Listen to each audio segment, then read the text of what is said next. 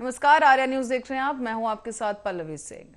Police सूत्रों ने शुक्रवार को जानकारी देते हुए कहा कि आईपी सिंह जिला पंचायत चुनाव के दौरान बूथ कैप्चरिंग और बवाल के मामले में देहात थाना क्षेत्र की पुलिस ने उन्हें गिरफ्तार कर लिया था, जिसका मुकदमा न्यायालय में विचाराधीन चल रहा था। और एमपी एमएलए कोच ने कई बार उन्हें समन भेजा, लेकिन वो हाजिर नहीं हुए।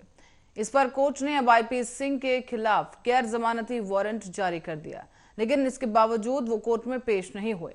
और बृहस्पतिवार को आईपी सिंह ने कोर्ट में हाजिर होकर अंतरिम जमानत की मांग की थी, लेकिन कोच ने उनकी जमानत अर्जी को खारिज करते हुए उन्हें जेल भेज दिया है। करीब सन 22 वर्ष पूर्व हुए एक जिला पंचायत चुनाव में मतदान के दिन दर्जा प्राप्त राज्य मंत्री आईपी सिंह बलरामपुर के एक मतदान केंद्र पहुंचे थे, जहां बूथ कैप्चरिंग को लेकर जमकर बवाल हुआ। आईपी सिंह पर बूथ कैप्चरिंग के आरोप लगाए गए थे और पुलिस ने आईपी सिंह समेत 5 लोगों के खिलाफ मुकदमा दर्ज कर गिरफ्तार कर लिया था।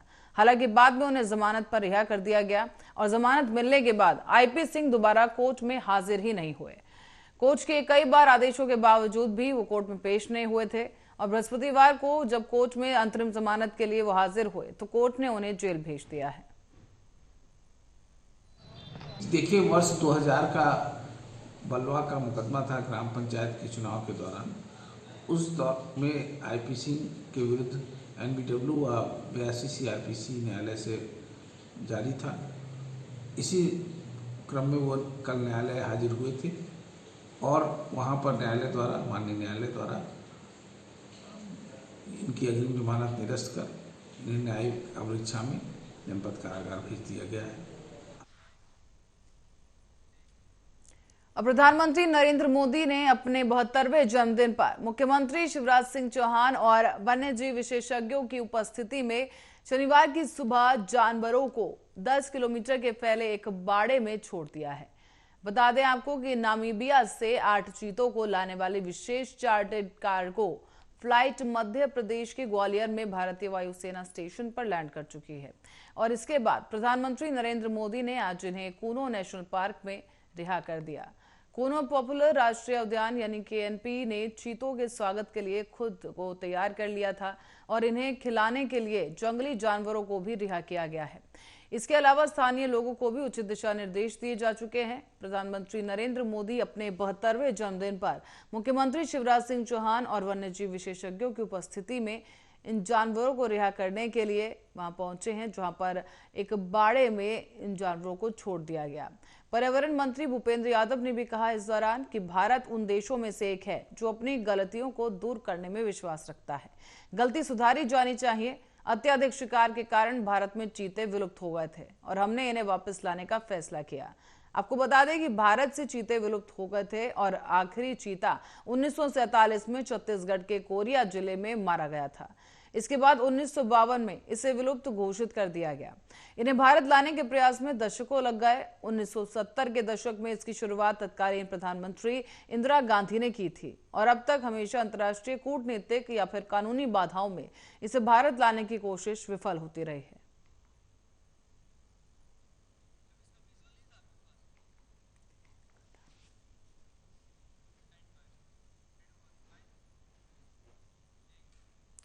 खबर कानपुर देहात से है, जहां पर बता दें कि कानपुर देहात में एक नटवर लाल का मामला सामने आया है। इसने चंदा वसूली कर अवैध गौशाला बनाई और बता दें कि इस नटवर लाल ने गौवंश संरक्षण के नाम पर गांव के लोगों से ठगी करते हुए ये गौशाला बनाई है। हालांकि नटवर लाल ने ठगी कर अपना उल्लू सीधा कर लिया, लेकिन अब गौवंश बिना चारा पानी के खुले आसमान के नीचे रहने को मजबूर हैं। इसी के चलते आज 2 बेजुबान गौवंशों की भूख की वजह से दर्दनाक मौत हो गई। दूसरी तरफ गौशाला में चंदा देकर ग्रामीण अपने आप को ठगा हुआ महसूस कर रहे हैं। खेती के कब्जा के लिए गौशाला बनवाया। किससे चंदा लेते हैं? आज गांव में यह किसानों से सब चंदा लेते हैं। अच्छा, किस विषय से चंदा लेते हैं? यही गौशाला के मारे। अच्छा, ना जानवर में चारा है ना कुछ है। गौशाला में किस तरह की व्यवस्था है? कुछ नहीं है व्यवस्था। 2 जानवर मर गए, 2-4 जानवर पहले मर गए। अच्छा, कब से इनको चारा नहीं मिला? 1 महीना हो गया। 1 महीना। यहाँ कोई छाया व्यवस्था? कुछ छाया व्यवस्था कुछ नहीं है। तो गौशाला इन्होंने उद्देश्य क्या इनका गौशाला खोलने का? ये खेती कब्जे करने के लिए। जमीन कब्जा करने के लिए। अभी तो कोई अधिकारी आया आंसू लेने? अधिकारी अभी नहीं आया कोई, और कार्रवाई किया फिर भी नहीं आया। यहाँ खोलने का उद्देश्य यही है कि किसानों से पैसे लेते हैं और गांव-गांव में चंदा लेते हैं सबसे। यहाँ किस तरह की स्थिति है गौशाला में? भूसा की कोई व्यवस्था नहीं, कोई चारा की व्यवस्था नहीं, खुले में रहते हैं, कोई व्यवस्था नहीं। आज कितने गौवंश खत्म हुए? 2 जानवर खत्म हो चुके हैं और बीमार हैं। कितने बीमार हैं? 10-15 बीमार हैं। तो इनका क्या उद्देश्य है यहाँ पर गौशाला खोलने का? ये जगह कब्जा करने चाहिए। जगह कब्जा करने? हाँ। किसकी जगह कब्जा? किसानों की। आप क्या चाहते हैं? हम यही चाहते हैं हमारी ज़मीन छूट जाए, मतलब गौशाला अपने गांव समाज में खुलवा। क्या इससे पहले भी गौवंश खत्म हुए हैं? नहीं, पहले से नहीं।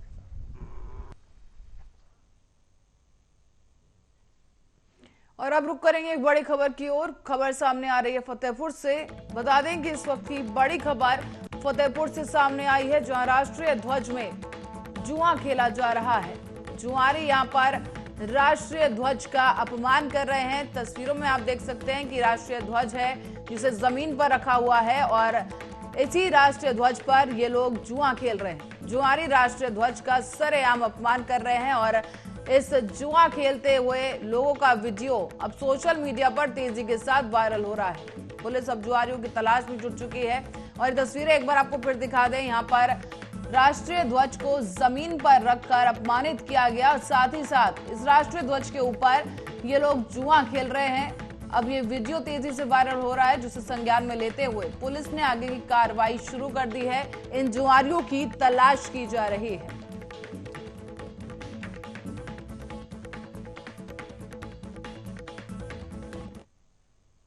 खबर हरदोई से है, जहां आपको बता दें कि ज्वेलर्स की दुकान पर जीएसटी टीम ने छापेमार कार्रवाई की। इस कार्रवाई के चलते ज्वेलर की दुकान से जीएसटी टीम को लगभग 70 लाख रुपए का 1.50 ग्राम सोना और 32 किलो चांदी बरामद हुआ है। आपको बताते चलें कि इसके बाद टीम ने सख्त कार्रवाई करते हुए मिले हुए इस सोने और चांदी को सीज कर दिया। बता दें कि ये छापेमारी लगभग 7 घंटे चली है और छापेमारी के दौरान व्यापारी को दुकान के बाहर निकालने नहीं दिया गया। इस दौरान कड़ी सुरक्षा व्यवस्था भी देखी गई।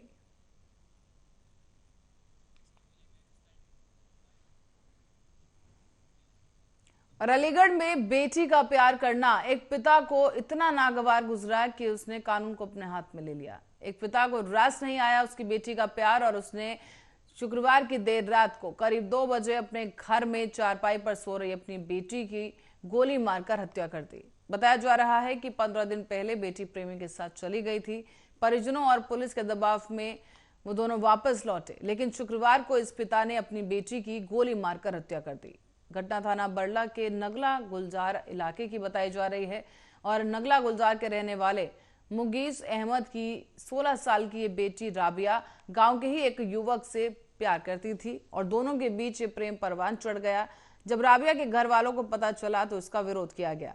पिता ने राबिया को बहुत समझाया, लेकिन राबिया ने युवक से मिलना जुलना जारी रखा, जो पिता को नागवार गुजरा। इसी को देखते हुए पिता ने अपनी बेटी को ही मौत की नींद सुला दिया है और अब ये पिता पुलिस के कब्जे में है।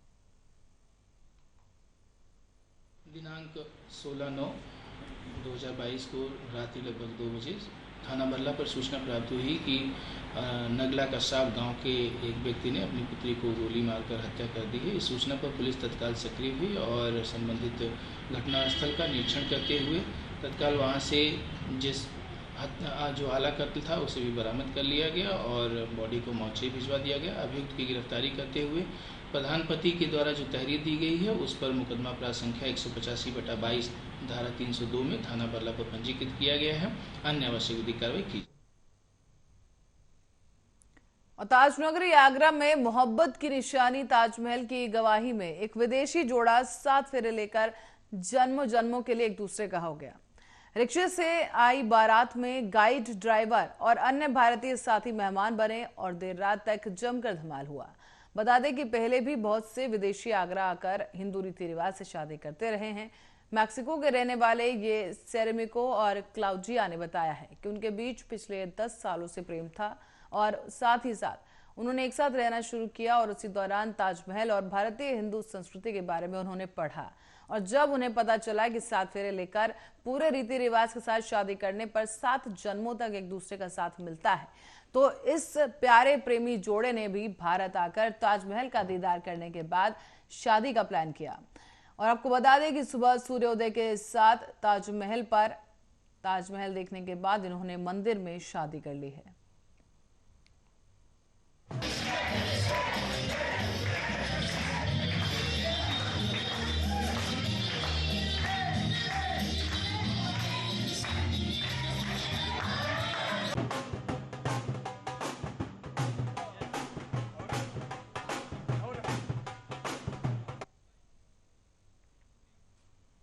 और रुक करेंगे अगली खबर की ओर। खबर आगरा से है, जो आगरा प्रशासन और ग्राम प्रधान की अनदेखी झेल रहे ग्रामीण इस हद तक परेशान हो चुके हैं कि मोक्ष धाम तक पहुंचने का रास्ता भी उन्हें नसीब नहीं है। बता दें कि इस गांव में अव्यवस्थाओं का आलम यह है कि शव का अंतिम संस्कार करने के लिए ग्रामीण कीचड़ से होकर निकलने के लिए मजबूर हैं और उसके बाद भी मोक्ष धाम पर शव के अंतिम संस्कार करने के लिए कोई उचित व्यवस्था नहीं है। हद तो तब हो गई जब प्रशासन और जनप्रतिनिधि से शिकायत के बावजूद भी कोई सुनवाई नहीं की गई। कीचड़ से होकर शव को अंतिम संस्कार के लिए ले जाते हुए ग्रामीणों का ये वीडियो अब सामने आया है, जो कि तेजी से वायरल हो रहा है। आगरा के फतेहपुर सीकरी के हंसपुरा गांव का ये वीडियो है, जिसमें आप देख सकते हैं कि ये जो लोग हैं अर्थी को कांधे पर रखकर कीचड़ से होते हुए गुजर रहे हैं। इनका कहना है कि यहाँ पर पक्की सड़क नहीं है, कच्चे रास्ते हैं और कई बार अधिकारियों से और प्रशासन से इस बारे में शिकायत की जा चुकी है। इस समस्या से उन्हें अवगत भी कराया गया, लेकिन अब तक उनकी कोई भी शिकायत नहीं सुनी गई और ना ही शिकायत का निस्तारण हुआ है। जिसका जो सबूत है वो साफ इस वीडियो में नजर आ रहा है कि ये लोग मोक्ष धाम जाने के लिए, यानी कि इस शव के दाह संस्कार के लिए जो ले जा रहे हैं, उसे पक्की सड़क तक नसीब नहीं है और कच्चे रास्ते में दलदल से होते हुए इन्हें गुजरना पड़ रहा है। इस कीचड़ में ये लोग आपको देख सकते हैं कि घुटनों तक यहाँ पर गड्ढे हैं जिसमें पानी भरा हुआ है और कीचड़ से होते हुए ये तमाम लोग यहाँ से गुजर रहे हैं। मैं ग्राम पंचायत नगला मगोदी के हंसपुरा का रहने वाला हूँ। अभी आप ये देख रहे हैं कि यहाँ पे गांव में एक महिला एक्सपायर हो गई, उनको लेकर के आए थे। पूरे रास्ते में कुछ दिक्कतों का सामना करना पड़ा। आमतौर पर 4 लोग काठी में लगते हैं, लगभग 10 से 12 लोग उसको लेकर के आए हैं। शमशान की हालात ये हैं कि उन्हें डेड बॉडी को जलाने के लिए कोई स्थान नहीं है। ऊपर से बारिश का मौसम है। कई बार अधिकारियों से इसकी शिकायत की, कई बार प्रधान को सूचनाएं दी गई। ऐसा भी निकला, पता नहीं कहाँ खाना पूर्ति हो जाती है कागजों में, धरातल पर कोई काम नहीं होता है। और आगरा से अवैध रूप से चल रहे मेडिकल स्टोर पर छापेमार कार्रवाई की गई है। हाल ही में ड्रग विभाग ने मुखबिर की सूचना पर यह छापेमारी की है और ड्रग अधिकारी के मांगने पर मेडिकल संचालक के पास कोई लीगल पेपर मौजूद नहीं था।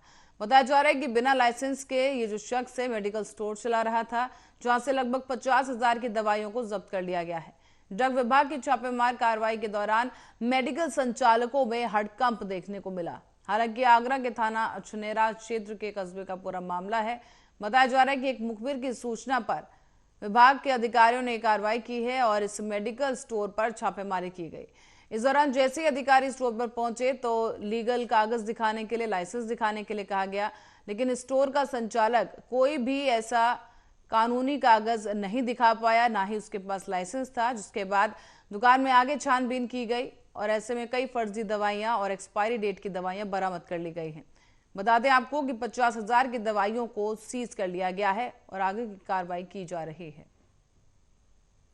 ये ऑनलाइन शिकायत प्राप्त हुई थी। बिना लाइसेंस के मेडिकल स्टोर संचालित है, जिसमें कई अवैध रूप से दवाइयां बेची जा रही हैं। इस पर मेरे द्वारा और साथ में कपिल शर्मा औषध अधीक्षक आगरा के साथ संयुक्त कार्रवाई की गई है। छापा डाला गया है। दवाइयां इनका नाम मोहम्मद अजरुद्दीन पुत्र फिरोज अली, ये अछनेरा के रहने वाले हैं। इन्होंने मौके से कोई लाइसेंस नहीं दिखाया मेडिकल का। सभी दवाइयां जब्त की जा रही हैं और संदिग्ध औषधियों के नमूने जांच के लिए लिए जा रहे हैं। दवाइयों कॉस्ट क्या हुई?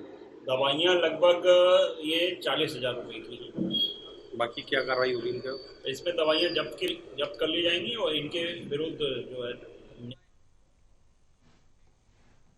और अब खबर अयोध्या से है। बता दें कि प्रधानमंत्री नरेंद्र मोदी का आज जन्मदिन है, जिसके उपलक्ष्य में आज धार्मिक अनुष्ठान का आयोजन हनुमानगढ़ी में किया गया है। जन्मोत्सव को लेकर संपूर्ण देशवासियों ने पीएम नरेंद्र मोदी को शुभकामनाएं दी हैं और इसी उपलक्ष्य में आज सिद्धपीठ हनुमानगढ़ी की हनुमंत यज्ञशाला में यज्ञ भी किया गया।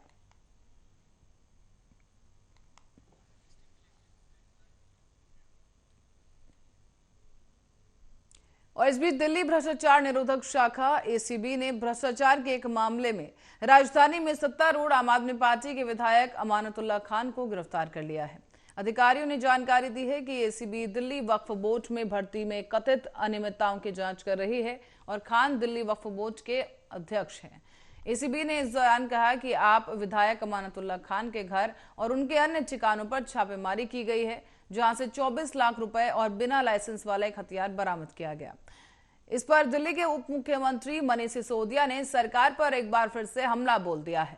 बता दें आपको कि सुबह ही मनीष सिसोदिया ने एक ट्वीट करते हुए लिखा है कि इन्होंने पहले सत्येंद्र जैन को गिरफ्तार किया, लेकिन कोर्ट में उनके खिलाफ कोई सबूत नहीं दिखा पाए।